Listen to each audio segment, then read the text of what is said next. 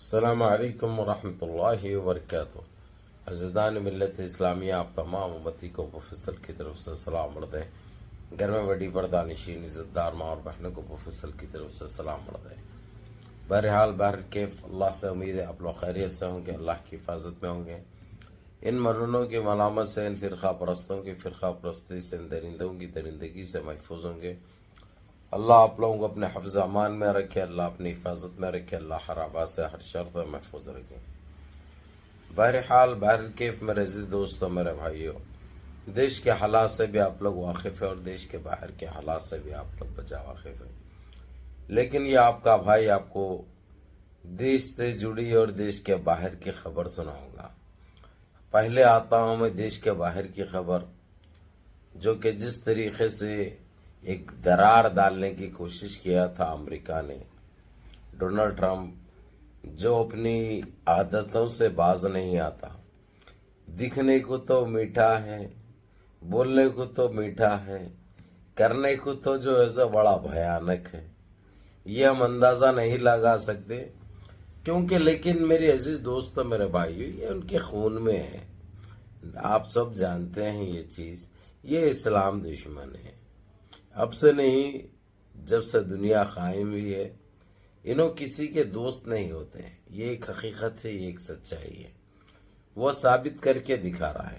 جس طریقے سے اندرونی طور سے آیا، اس نے سب سے پہلے تو سعودی عرب کو باندھنے کی کوشش کی، اس نے سعودی عرب کو باندھنے کی کوشش کی۔ سعودی عرب اب اس وقت ہاتھ کو نہیں آ رہا اس کے، پہلے اس کے باتوں میں آتا تھا، یا اس کے میٹھے باتوں میں آتا تھا، یا خوف میں آتا تھا، اللہ عالم، کیونکہ جس کے دل کا حال تو وہی جانتے ہیں۔ ہم تو صرف بیان کرتے اور اندازہ لگاتے ہیں، لیکن حقیقت جاننے کا مالک ایک ہی ہے، وہ رب العالمین ہے۔ وہ کس کے دل میں کیا ہے وہ جانتا ہے، کون کیا کرنا چاہ رہے ہیں وہ جانتا ہے، اس کے علاوہ کوئی جاننے کی طاقت نہیں رکھتا، دنیا کا کون سا بھی شخص نہیں رکھتا۔ تو اس رب العالمین، اس پاک پروردگار کے تو ہم ہر حال میں شکر گزار رہیں گے۔ اس کی گندگی سعودیہ کو لے کے اور ایران کو لے کے پھر دوبارہ جو ہے سو ماپ تولنے کی ناکام کوشش کرا، اس نے اس طریقے سے بھڑکانے کی کوشش کرا سعودی عرب کو کہ کسی طریقے سے یہ دونوں میں پھر نا اتفاقی پیدا ہو جائے، پھر یہ آپس میں لڑ پڑے، اور تیسرا یعنی انہیں گھس کے اپنا ہتھیار بیچے سعودیہ کو، اور پھر وہاں پہ اپنا پاؤں پسارے۔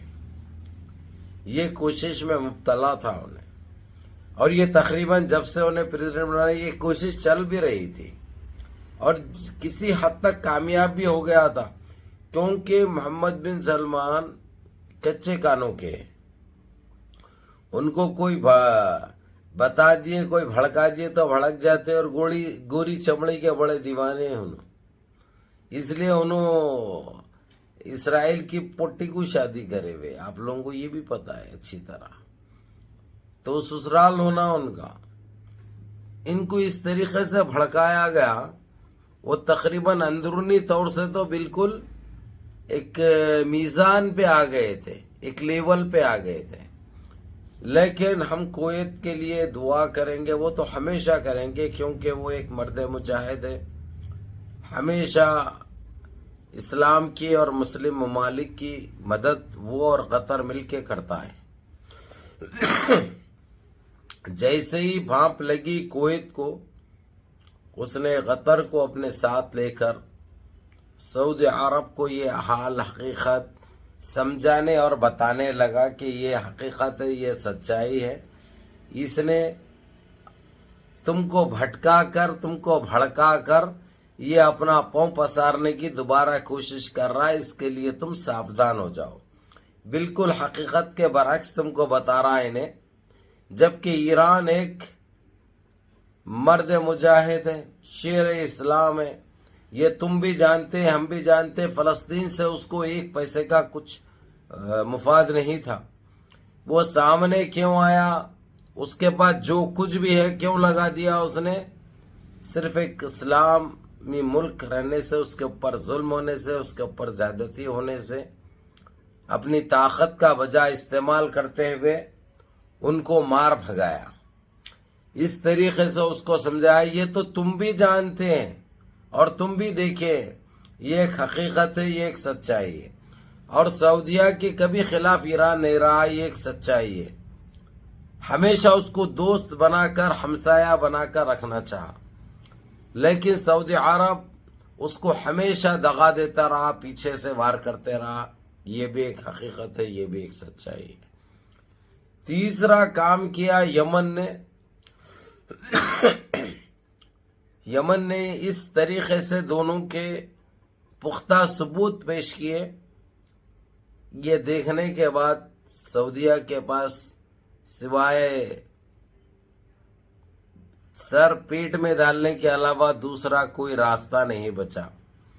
پھر اس نے ایک میٹنگ کی جو کہ کل رات میں جاری تھی. رات میں تقریباً 11 بجے ختم ہوئی. ریاض میں ہوئی وہ میٹنگ، ریاض پیلس میں ہوئی، جس میں ایران کے وزیر خارجیہ اور 2 کیبنٹ کے ان کے منسٹرز بھی تھے، اور سعودیہ کی طرف سے محمد بن سلمان کو چھوڑ کر تقریباً 8 بڑے بڑے عہدوں پہ جو فائز ہے وہ لوگ تھے. کویت کی طرف سے کویت کے وزیر خارجیہ اور وزیر اعظم خود تھے، اور قطر کی طرف سے وزیر اعظم تھے اور ان کے وزیر خارجیہ تھے.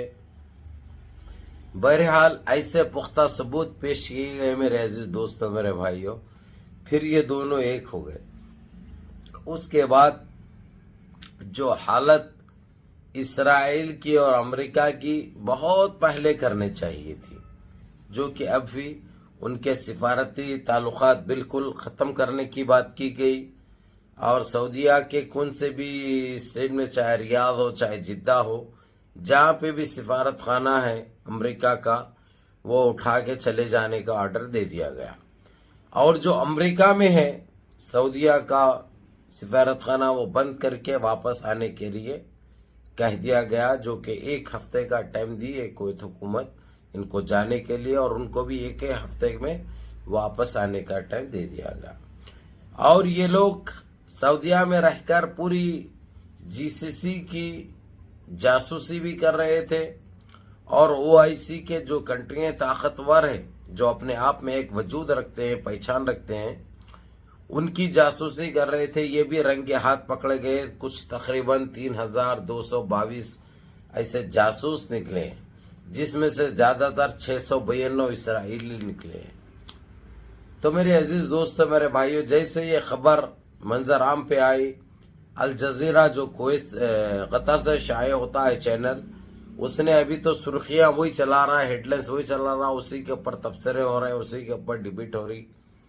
یہ ہم کو جاننا بہت ضروری تھا، اس لیے آپ کے سامنے رکھ رہا ہوں. آپ لوگ دیکھو اور 4 تک دکھاؤ.